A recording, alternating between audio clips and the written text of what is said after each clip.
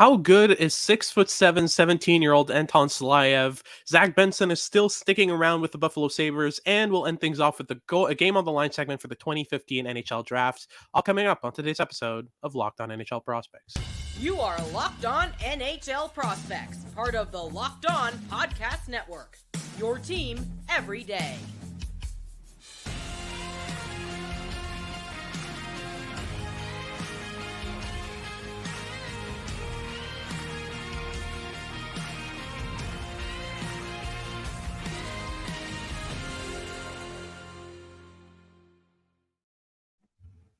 Hello and welcome back to Locked On NHL Prospects, part of the Locked On Podcast Network, your team every day.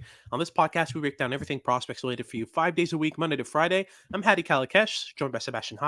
And on today's episode, we'll talk about a couple different kind of elements of scouting. First and foremost, we'll talk about a 2024 NHL Draft eligible 6'7", 17-year-old Anton Silayev playing top 4 minutes in the KHL. We'll talk about how he's been doing so far, what we've seen from him, kind of give you an update on what the profile is for this type of player. Then in our second segment, we'll talk about Zach Benson, a 2023 NHL Draft eligible who's still sticking around with the Buffalo Sabres. Pretty impressive for a 13th overall pick. And then we'll end things off with our game on the line segment for the 2015 NHL Draft, where we make a starting 6 out of a player from each round of the 2015 Draft and try to win a Game 7 Stanley Cup final. But before we get into any of that, just make sure to like and subscribe if you're watching on YouTube. Leave us a comment letting us know what you want us to talk about. We always read our comments, leaving for our mailbag segment, so it's always very much appreciated. And if you're listening on your favorite podcasting platform, make sure to make us your first listen of the day. So let's start things off with our breakdown of Anton Silayev's kind of season so far in the KHL. I don't believe he's been sent down yet to the MHL or anything like that. He's really just been playing full time in the KHL. For a decently good team in the KHL, a team that's doing really well. I believe they're coached by Sergei Fedorov. Correct me if I'm wrong. But I think so. Yeah. Sergei Fedorov so far has shown that he's not too shy to let players play at the KHL level, which is a breath of fresh air given what we've seen pretty much every year for the past 10, 15 years in the KHL. Just young players getting benched, playing as 13th forwards, not seeing a minute of ice time. We've seen a lot of that in recent years with Danilo Yurov, Vasily Podkolzin, and a lot more, including Matt Vaymichkov from last year's draft. So it's been very interesting to see Anton Silayev break the 15, 18-minute mark on some games. Like for me, the question is, does he kind of warrant that so far? I mean, we can talk about his profile in a sec. I just want to know from your point of view, really quickly, do you think that this is a player who deserves this spot in a KHL lineup, or is this too early in his development? I think my preliminary viewings would indicate that he's being rushed a little bit here, though Torpedo is an organization that puts a lot of trust in young defensemen specifically. Like the most used defenseman in the entire KHL is Anton Silayev's teammate and very recent 4th-round draft pick by the Montreal Canadiens, Bogdan Konyushkov, who is just 20 years old and is eating like 25 minutes a night in the KHL right now. So this is an organization that very clearly trusts young players when they are able to prove themselves. And while my early viewings of Anton Silayev have been rather chaotic and inconsistent and have left me with a lot of question marks, I can also see why they are feeding this player this many minutes this early. Anton Silayev is a very mobile, hulking defenseman who has some very bright flashes in terms of his toolkit, but I still have a lot of questions in terms of how he's able to put all of his tools together into one really comprehensive toolkit. But so far, I mean, look, he hasn't been producing at the same level the last couple weeks as he started the season, which is to be expected when you start the season putting up almost a point a game as a defenseman in the KHL. Yeah. But I think that his play actually improved since his production's dip. Because a lot of the production wasn't very projectable or overly impressive in my eyes, but his overall play is maturing now in the KHL. But I do think that extended time in the MHL would still be quite positive for his development at this stage. 100% fully agree. By the way, while you're talking, I went and checked who the head coach of Torpedo is. I Larionov, I know. Yeah, I mistook Igor a Russian Larionov. legend. I mistook a Russian legend for another. But yeah, it's Igor Larionov. And what we've seen from him so far in the KHL, I mean, like you said, the top used player, the top used defenseman in the entire KHL right now is a 20-year-old playing in their system, which is it's a breath of fresh air and a lot of news to me, given what we've seen recently in the KHL. But yeah, I mean, what we see from Silayev is a player who's, he's 6'7", 205 pounds, but he moves like a small player. Like his edge work, his skating stride, the strength that he puts in each stride is extremely impressive. From what I've seen, he's a player who can close gaps better than a lot of players at any level right now, including the KHL. I mean, 3-4 strides and he's catching up with a guy on a breakaway. Like it's effortless to him, and it's really fun to see.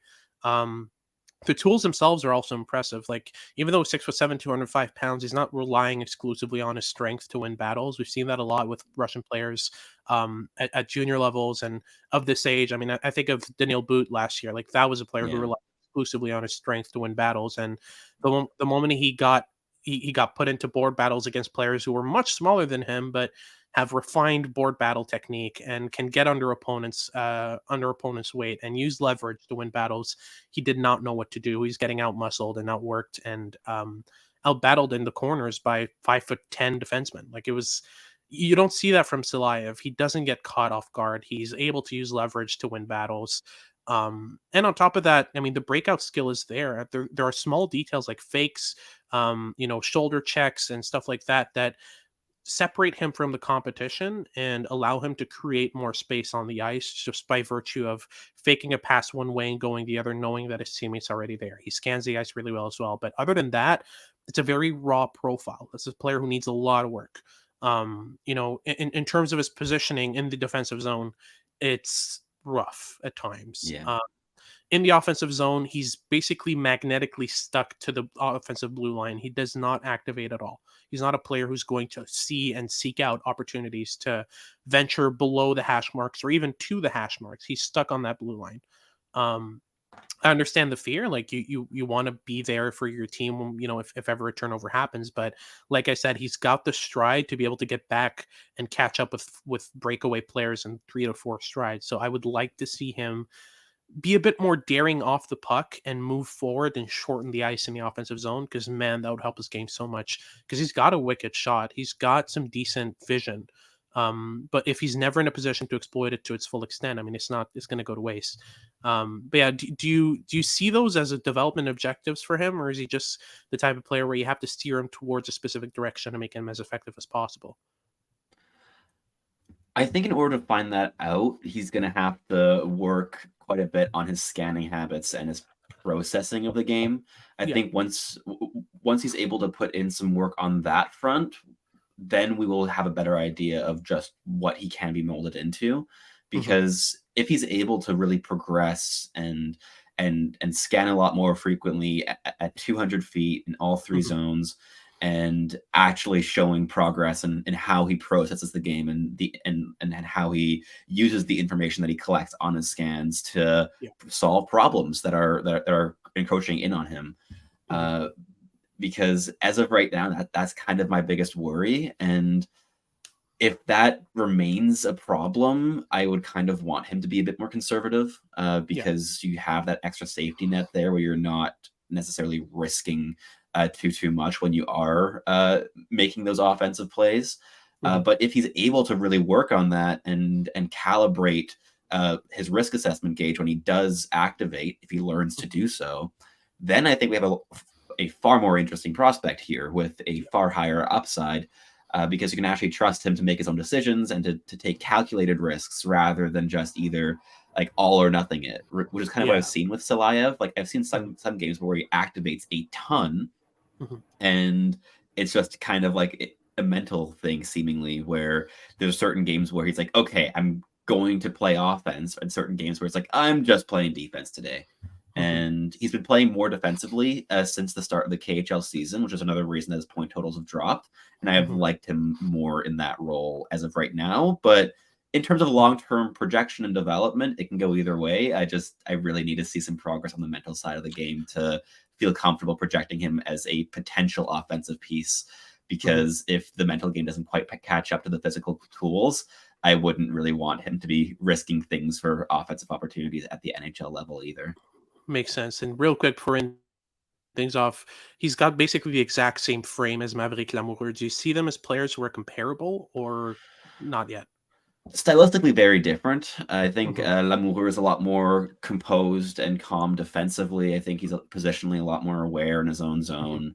But I don't think he has the same raw like speed or power that Silayev has. Mhm. And with Silayev, I see a player that has higher upside as a puck mover and a breakout artist than with Lamoureux, for instance. 100% fully agreed. So don't fall for those comparisons if you hear them here and there. They're absolutely not the same player. They're at opposite ends of each other stylistically. They just have the exact same frame. So that wraps things up for our first segment. Now we'll go ahead and talk about Zach Benson a bit and explain why he's sticking around, what he's doing so well in Buffalo, and what we could expect from him if he continues to stick around this season. But before we get into it, let's just a quick word from our sponsors over at Indeed. When you're drafting your fantasy team, do you ever wish you could do the same thing with your business team? If you're building a roster to win the league, you need Indeed. Indeed is the hiring platform where you can attract, interview, and hire all in one place. Don't spend hours on multiple job sites looking for candidates with the right skills and wasting a bunch of time on that when all you can do is just go on Indeed and have them do the work for you. They have a new feature called Instant Match. Basically, candidates that you invite to apply through Instant Match first are 3 times more likely to apply for your job than the candidates who only see it in search, according to US Indeed data.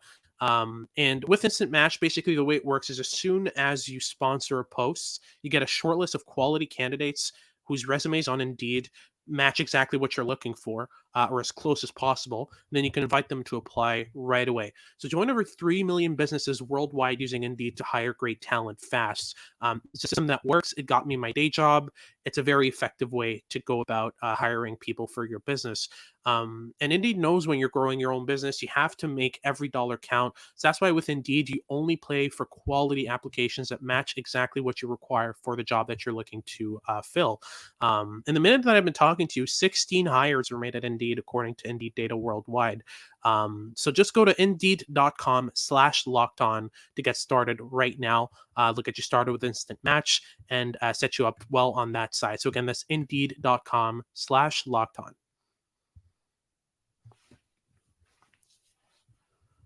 All right, so moving on to a good subject, a player we both had fairly high in our draft rankings, and ended up slipping to 13th overall for reasons we all know and love very well.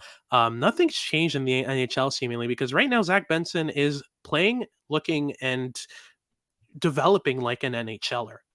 The way that he's been playing right now in Buffalo, it's first and foremost. Do you think he starts the year in Buffalo, and how insane would it be if that happens?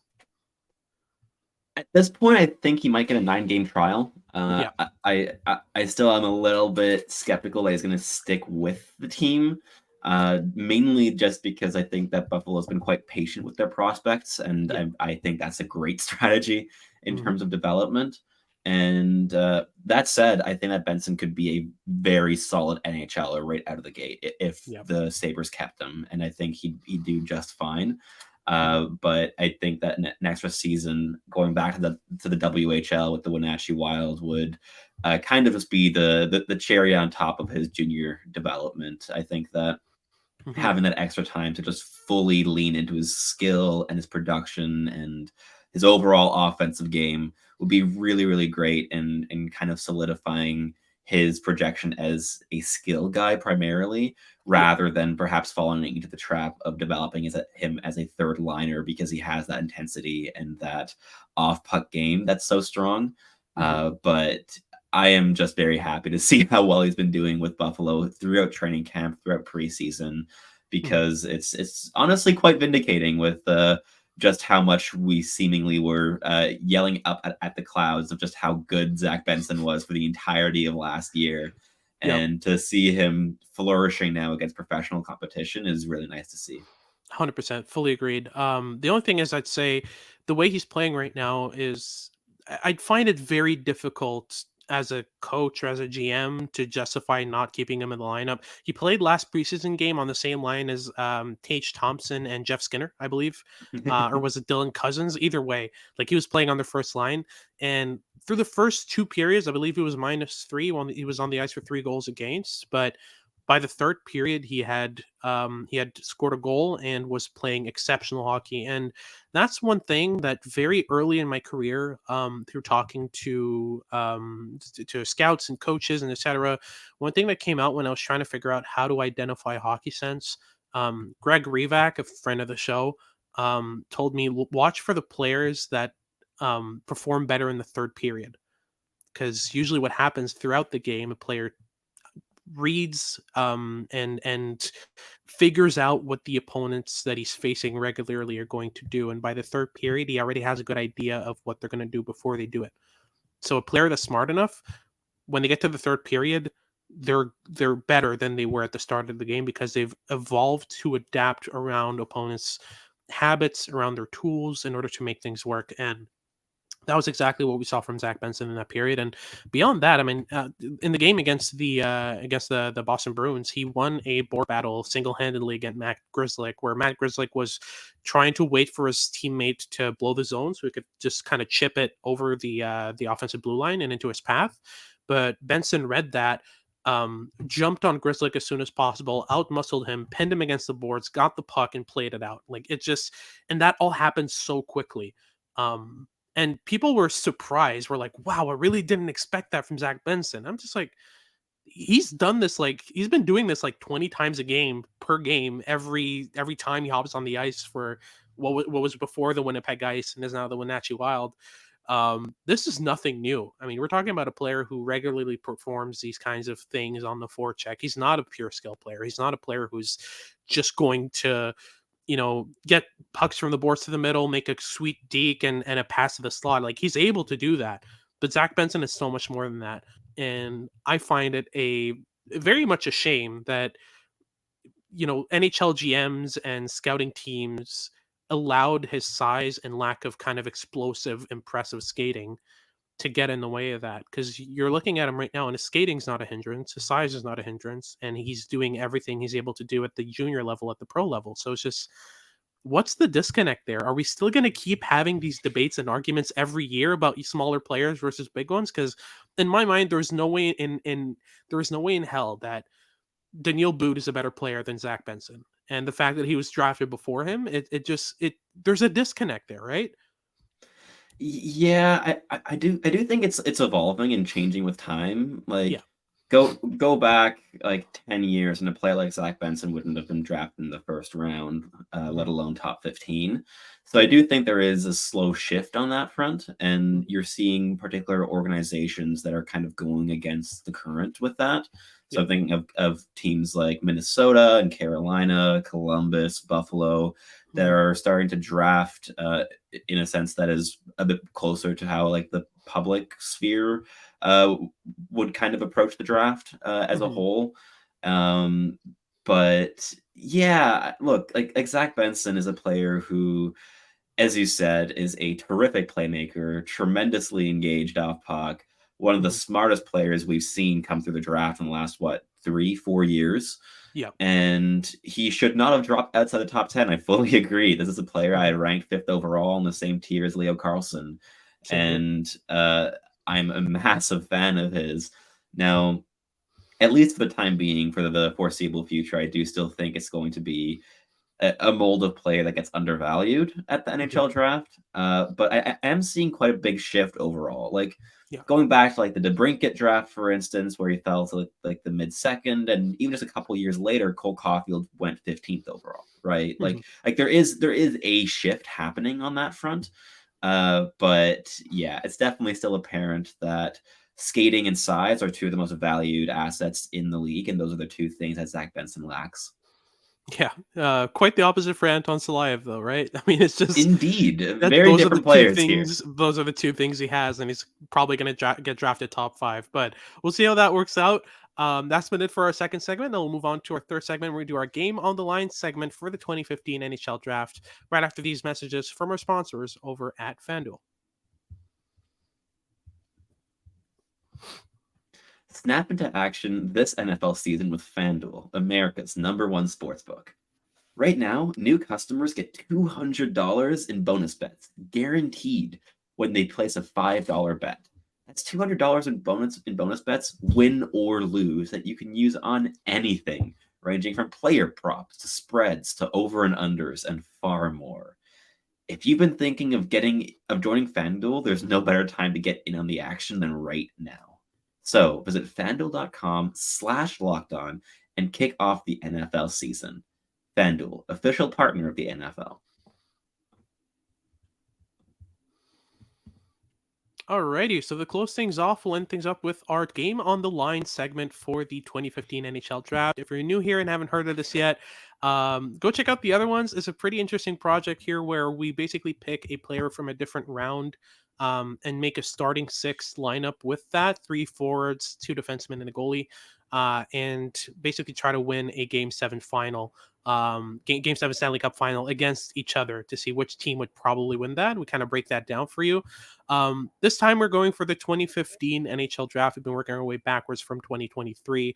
So let's start with our center here. I don't think there's any doubt, right? I mean, we're talking about a player who has a almost 300-point lead on the second leading scorer in this draft, which is none other than Connor McDavid, Mr. Generational. I mean, there's really no one that competes here, right? What do you mean? There's so many players here, Hadi. We have to at least make a segment out of this argument that McDavid deserves to be in this lineup. To be fair, we're talking about one of the best draft years in recent memory. Like these first 2 rounds are draft insane. class. Yeah, ridiculous draft class. It still took us about how long to decide on the McDavid pick? Like maybe half a second each. We decided before we even started this that it was going to be unanimous. Yeah. You didn't have to say anything. Mm-hmm. McDavid's the easy pick in this draft class, but it's a very, very strong draft class. And I think that both of our lineups here are some of the stronger ones we've been able to put together so far in this series. It's my favorite, again, It's a very, very strong draft class. Mm-hmm. So we have also the same left winger for both teams. Very easy pick as well in the 5th round, Kirill Kaprizov. There were some other good options in that round, but when Kirill Kaprizov is available to you, you pick him. And we both did just that, but we had different choices for other wingers. So who did you go with there? I went with Sebastian Aho at the right wing. I think, even though he's primarily a center, he can play the wing position really well. I went with Aho mainly because I needed a player who was going to be able to match the first 2 in terms of processing speed, and I couldn't find a better option outside of the first round that would fit that perfectly. I mean, Sebastian Aho reads the game at an advanced level. He's not particularly strong in any particular element. He's not the best shooter. He's not the best playmaker. He's not the best stick handler. In terms of puck skills, he's above average for sure, but nothing exceptional. What makes Aho so good is his reading of the game, his awareness, his positioning, all the small details he does right. And with 2 pure skill, pure dynamism players like McDavid and Kaprizov, you need that kind of chess-like element on that lineup. And for me, Sebastian Aho fits that to a T. I went with Roope Hintz, so I also spent my second round draft pick to finish up my forward core here. Mm-hmm. I went with Hintz over Aho. I mean, it was a bit of a coin toss, but I think that Roope Hintz will add a lot of power and physicality and overall grit to that first line, which I think will really free up a lot of space in the offensive zone for Kirill Kaprizov and for Connor McDavid to kind of just work their magic. And he's also a potent dual threat scorer that will fit in so seamlessly on that line, with all 3 players being elite playmakers and goal scorers. And I'm very, very happy with that combination.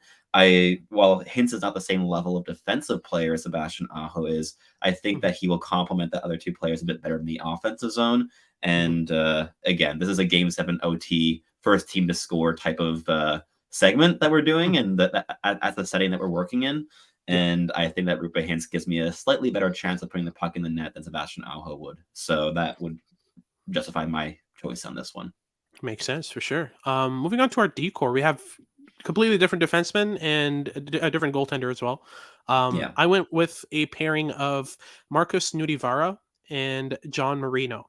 So Marino has been kind of a player I've been on and off on. I was a really big fan early on in my career. I've kind of soured on him a bit since then, but what's consistent with Marino is you get the same thing from him every game, and it's rush defending and end zone defending. He's really good at suppressing opposing chances, at generating more possession time for his team. And with a front line of McDavid, Aho, and Kaprizov, any moment you have the puck is a dangerous moment. So John Marino fits that kind of mold of a player who's going to suppress opposing chances very early and turn them around, make a good breakout pass, and then your team's off with the puck. Um, Very good possession player, which is what I'm looking for. And Marcus Nudivara is a bit more of the offensive element on that pairing. He's not exceptional offensively, and obviously, I mean, when you have McDavid, Aho, and Kaprizov, you can afford to have less offensively leaning defensemen. But Nudivara still has a decent shot from the point. He's able to shoot through screens very well, which is something I'm looking for with this line. And he cycles the puck really well.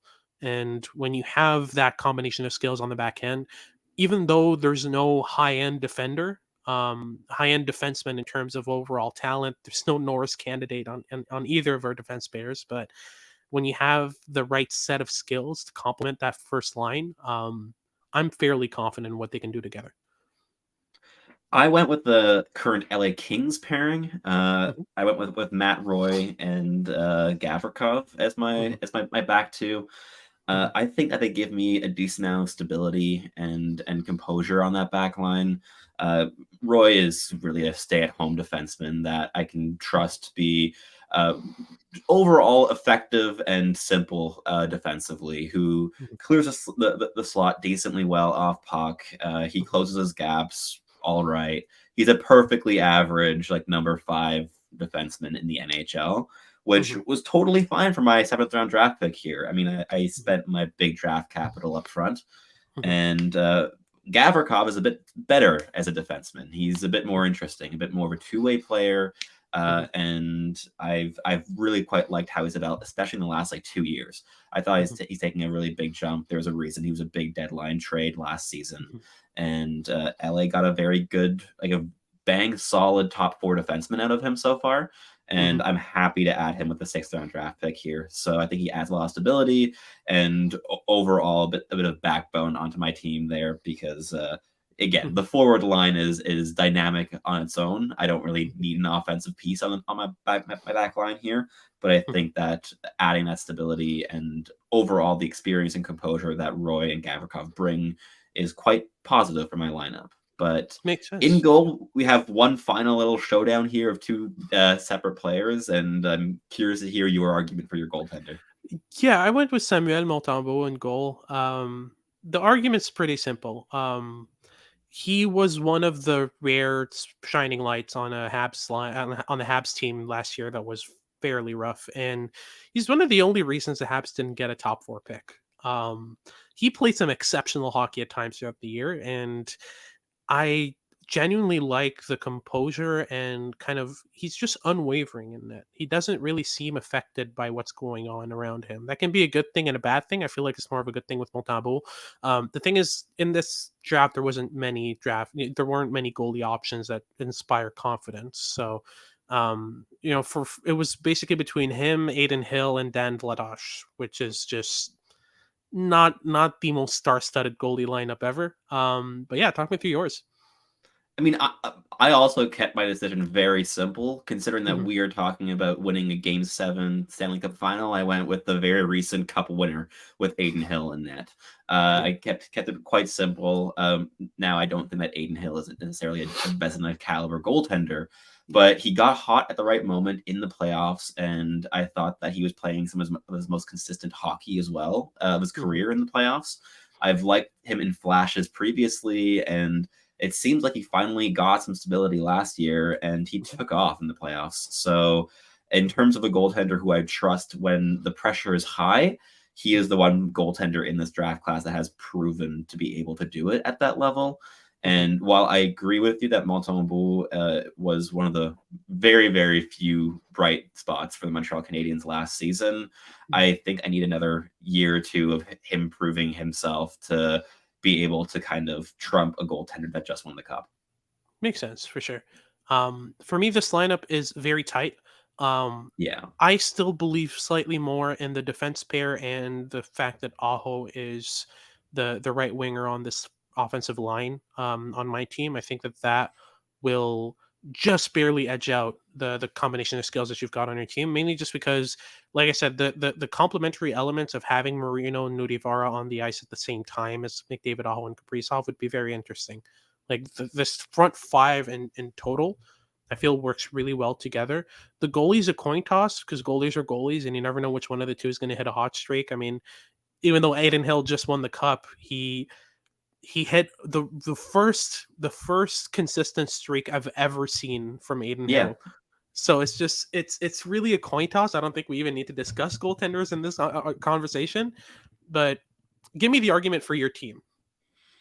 I think that my defense pairing is a lot more solid and reliable than yours is.